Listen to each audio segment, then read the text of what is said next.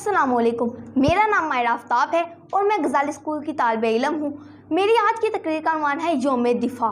सदर अली वक़ार, वक्ते असर, डूबता सूरज, उभरती उमंगे, जिंदा दिलों का शहर लाहौर, गूंजती हवाएं, नाराए तकबीर की सदाएं और पाकिस्तान जिंदाबाद के फलक शगाफ के इन्हें नारों और सदाओं के साथ साथ पाकिस्तान का परचम इज्जत और एहतराम से उतारा जाता है कि एकदम से खुदा के दुश्मन ने खुदा का नाम लेकर खुदा के बंदों को धमाके से उड़ा दिया।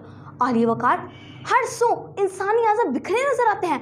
वहाँ पर मौजूद लोगों का लहू इस सबस हलाली परचम पर भी पड़ता है जिसे अभी अभी इज्जत और एहतराम से उतारा गया था। वहाँ पर मौजूद लोगों का लहू दुश्मन को ललकार रहा है। वहाँ पर मौजूद लोगों का लहू यजीदियत को हसैनियत का पैगाम सुना रहा है।